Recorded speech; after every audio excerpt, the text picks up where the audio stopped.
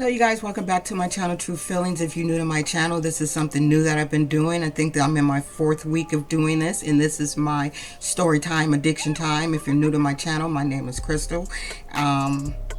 Welcome everybody who's new and old. I miss you guys. I hope you guys had a good week, and I hope we just, still praying for each other and just uplifting each other. Like I said, if you see someone in my comments struggling below, please give them support, give them something, a kind word or something. That's what this channel is about. Not into the whole crazy shit, so please just be respectful. All right, let's just get into this because I do not do long intros. So if you've missed some story time, you might want to look at the other videos so you can kind of know where we're at, because I'm kind of going in some much kind of a order, but whatever. We just gonna get into the story. So you guys have been following me since I started this. You know where we left off last week.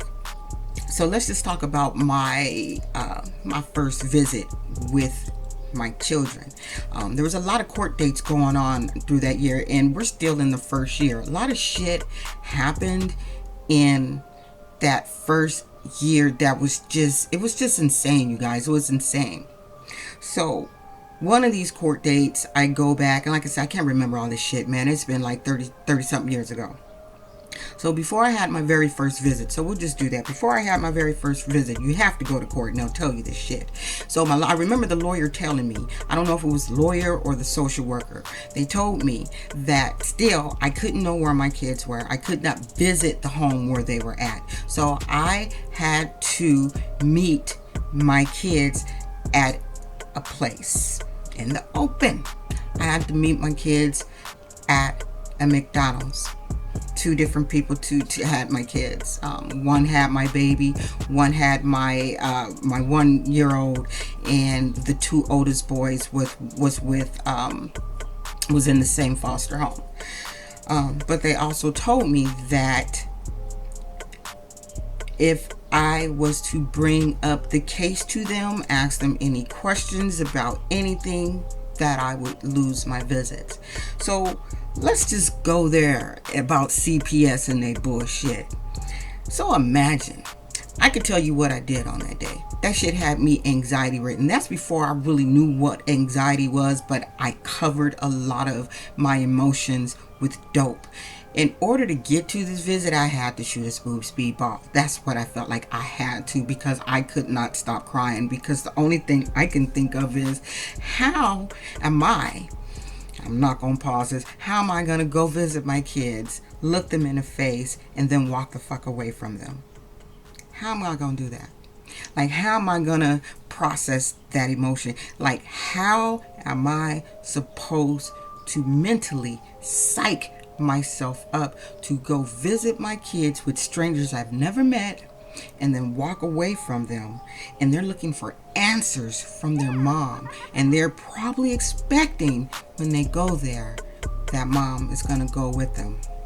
No, that's not how it happens. So here we are, we get to this visit, and I remember just sitting in this McDonald's and how happy my kids were to see me, and my baby, he had just started walking, and the lady who was taking care of him was nice enough to give me a photo of his first steps. He was going on till he was 2. He kind of just stopped like talking. He did not understand. He would just cling to me. He did not understand. But I could tell you, the worst feeling that I've ever felt in my life was when that visit was over and watching my kids scream and cry because they couldn't come with me and they didn't understand the process. You gotta know, I got so high after that. I felt like that's the day that I emotionally just cut the fuck off. I cut off. I had to cut off, because if I didn't cut off, I wasn't gonna make it. I already tried to take my life once, and at this point now they watching my dumb ass. It's like, this girl is off the chain. Like, that shit it destroyed me. It destroyed me. Like, I can see that day in my head. The emotion, oh my god, it was just like, Those are the things that I'll never forget. I guess I can say that. Those are the things I'll never ever. Now I'm just starting to wild out. You know, hanging out with my friend, because I was living with my friend P, and going out on dates, if that's what you want to call them. I was just being very out there. Okay, it was being a little thought. Let's just say that, being a little thought. That's what was happening with me, and it was one of those things. When I think about it now, being an adult, I was behaving in a way is that.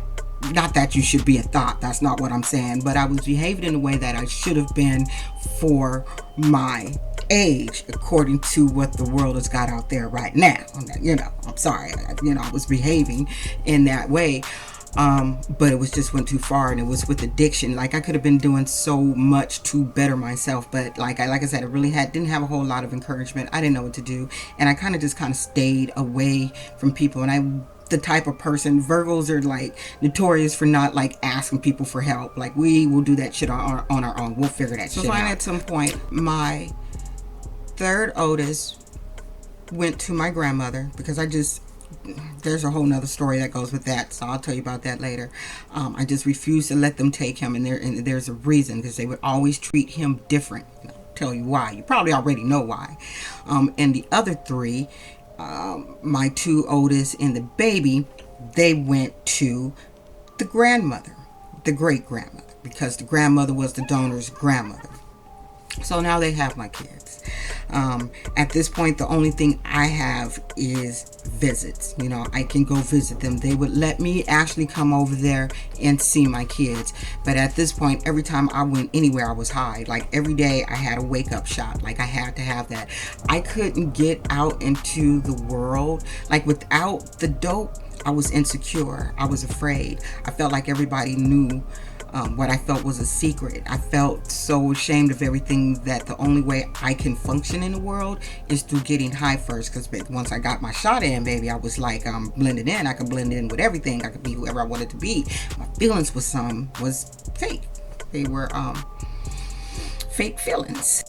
Anybody who's ever done heroin, you know how that shit works. As soon as you shoot that shit, whatever you was feeling, that shit's just gonna go away. It's just gonna go away. You will not feel it anymore. Gives you this, it just gives you all these false emotions where you think you're good, but you're not. Because once you come down, all that shit comes rushing back in, and you need that fix again. Like, at the end of the day, it turned into a medication for me.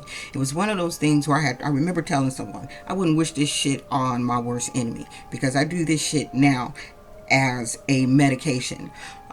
Not as a high. It started out as a high. Now it's just something that I need just to get up and get through the day. That's it. That's what it turns into. Something you need to get through the damn day. I met this military man through the Filipino girl and her boyfriend, who was also in the military. And he was a white dude. He kind of looked like Bart Simpson, you guys. I'm not even making this up. He kind of looked like Bart Simpson. But at this time, I needed someone to finance my drug habit. I remember one of my so-called friends, because when I first started getting into drugs, I was just out there just being promiscuous and just dating and just doing all kind of dumb shit. And I remember him telling me, he's like, girl, you're sitting on a gold mine. I'm like, ooh, I am not trying to be a hoe. He's like, no, I'm not saying that. He's just saying, don't be dealing with niggas that can't give you shit. Sorry for the N-word. And that's when it started for me. I learned, someone put me up on games, if that's what you want to call it, how to use men. But I wasn't that. You guys always that type of dope fiend. I'm going to tell you what I do. I'm not going to be hiding, that was just too much stress. So being a liar and doing all that shit, playing games, I never was into it. Either you're going to take me for what I am and what I'm doing at this very moment, or you get the hell away from me. I didn't mind either way. But they all would stay. Because I'm cool as shit, you guys. I'm cool as shit. I have a good ass personality, and I'm not the type of person that fuck over people. So people normally stayed and wanted to just like chill with me, and they felt sorry for me. So this little military man, started messing around with him and everything. But he would go out to sea and send me money. He would help me pay my rent at my girlfriend P's house. Like, he was on time with it. He was just sending money. He was always sending me money, sending me money to do my drugs, sending me money to pay my rent, sending me money to buy clothes, like whatever. He was literally taking care of me. And that's when I had that light bulb come on. I'm like, shit, if I can get one of these fools to marry me, because that's what I was saying back then, if I can get one of these fools to marry me, I can get my kids back and get all this shit back. And I don't have to. I have housing. My kids will be taken care of. That I won't have to be on welfare. So my perfect plan was get married to a military. One day she had brought this. He brought one of his friends, black dude. Now at this point, I had stopped messing around with black dudes. I cut them off. I saw the black man as an evil spirit that's only there to beat the shit out of you. So I wasn't messing with Negroes no more. This man was from Maryland, 2-family home, country farm, very respectful man. He was, at first back then I used to call him, simple and shit, but that's not right. He was just raised right. And thank God someone put someone like him in my life that actually gave a shit and protected me. So I definitely, all the names I used to call him then back as an addict, it's like, nah, that was your angel trying to protect you. Although he kind of let you do what you wanted to do, but still. So anyway, I'm going off the Rick Scare, y'all. So met this dude. We started talking a lot, and all of a sudden he just started calling me a lot. Every day he would call me. I had to be careful of the shit I was doing because of the donor's grandmother and their father always on some fuck shit. So I figured if I marry a military man, because they get so much respect, they gotta respect me. So all my plans worked out good, y'all. I ended up getting married and had that respect. It got to the point where, although my visits were supposed to be supervised visits, they would let my husband pick up my kids and bring them to me. So I had a lot of, it worked out in my favor until it didn't. So right after we got married, and I tell you, my wedding was a hot mess. I had P and the Filipino chick as my bridesmaids, who didn't show up because they were dope sick and I only had enough for me, because I took our television to the dope man. I told him, I said, I'm not walking down that. I'll remember this day so clearly. But I can't even remember the day I got married, you guys. I have no memory of the month, day, year that I got married because I was fucking high. I was high. I didn't even sell. I let them hold my TV. I let the dope man hold my TV until after the wedding, because I knew after the wedding I was going to have money. So, because my mom was going to give me money, which she did, and my stepfather. So it's like, I know I'm going to be able to get that back. And that's exactly what happened. My mom gave me money for our wedding, and I even wore my mom's wedding dress for the wedding. So they helped pay for my wedding and everything. Gave us money for to go to a little vacation hotel. And no, none of that happened. It's like, he didn't even get none on his wedding night. I was too busy shooting dope. That's what we was doing with that money. We was shooting dope. And, he kind of just lived with that shit. I remember Jay saying that my life was exciting to him. I'm like, man, I don't know how this shit could be exciting. But he also thought he can save my ass. He thought he can save me. So after we got married, he had to go out to sea for 3 months, 6 months. Not sure the time frame, you guys. But what we had decided, because at that time I really wanted to try to get it together because my plan was working. So I went into my first 28-day program. It was like Sharp Cabrillo or something. This was a 28-day program. It's like, I got a lot of, when you think about it now, it's like there was no way you was going to heal me in 28 days with all this shit that I got going. They was taking you on trips to SeaWorld and shit. They was letting us go shopping. I actually got high in the rehab the day he dropped me off before going out to sea, because he was going to go a few days after that. That was the only way I was going to go in there. I always had this thing like, I'm not going to rehab unless I get high first. So of course, had me a little bit of dope, went in there and got high. How they gonna know? They assume that anyone going into rehab is going to get high right before going to rehab anyway. But what happens when you're in rehab, what I remember about my first rehab, you guys, And this is how I got addicted to pills. It's amazing how a place you can go to is supposed to help you get off drugs, but then you end up getting out and being addicted to a whole nother drug. So for me, I was a heroin addict. What they did, they kept giving me number 10 number 10 volumes, V, number 10. They gave me about 2 of those every so many hours. So the first 3 days, I had no idea where the hell I was at. They would wake me up to eat, and that's it. By the time I got out of this rehab, you guys, I was addicted to freaking volumes. I love those pills. I was seeking out those pills because I figured if I can just keep taking these volumes, then that'll make me not want to shoot dope. That would help you with that. Oh man, it just turned me into it. Ultimately got me back to shooting dope. So when I left out of rehab, my husband Jay was still out to sea. So when I did get out of rehab, I did complete the whole 28 days. I went to stay at my grandma's house because I was living with the Filipino. We had got a house together. We was renting a house together. Went by a house together. The Filipino and her military husband. So we ended up being roommates and getting a house together. But once I had got out of rehab, she had got locked up. She had got locked up. So for a bunch of shit. Therefore, couldn't go back there, and it wasn't a wise decision for someone who is now a recovering addict to go back living with another dope fiend. So I ended up staying with my grandma. Now, a lot of shit happened after that. That's when shit got real, and that's when I just turned into like an asshole. Like, as time went on, I just became a bigger asshole. But anyway, that's it, you guys. I will I feel like I'm going to go on, but I don't know. But you know what? Let's go to some real shit, you guys. I've been wanting to talk about this COVID shit for a minute, and I haven't.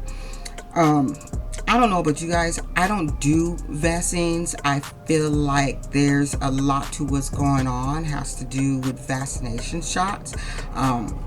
Anybody that's in their 50s like me, when we were a kid, we had so many. Well, we had like 5 or 6. We didn't have all these vaccine shots that they have. I almost feel like that's part of the cause for these kids having fucking autism. My sister-in-law's son has autism, and you don't find that shit out for a year. But before that year, they're giving them a shitload of fucking shots that they didn't used to have before. Now, the government is full of shit, and I say this to say, when my daughter was 13 years old, okay? So I take her to her doctor, and they're calling her in. But when I walk in with her, they're telling me they have this new rule that we don't, as parents, can go in. She needs to give me permission to go in with her. And she already saw the look, and she knew what to say. But at the same time, she didn't want to be in there by herself because she says, I don't understand what they're saying to me. So when we get back there to the doctor's office, they're trying to talk her in to taking this series of these HPV, that HPV shit. And they were just trying to talk her into it, just trying to talk to her, trying to scare her with cancer. And I'm sitting there telling her, no, I'm not going to let my daughter do that. But they still insisted. I didn't do it. I did not do it. I did not let my daughter do that shit. And I say that to say, they're getting our kids and they're trying to take them and take away our rights. And you don't know what them doctors is giving your kids. Stop letting them give them shots if you can help it. Because now there's a problem with that shot, HPV. And I knew it would be. We don't know what the hell they're giving us, but I don't trust our government at all. The only thing the government has ever done for me that they can bring back is that box government cheese. Bring that shit back. That's what I'd like to have. It's that government cheese back. Y'all remember that government cheese in that long box back in the 70s? That shit was delicious. That's the only thing the government has done for me. Anyway, we're going to end this video by saying, say no to drugs and most people. Bye, you guys.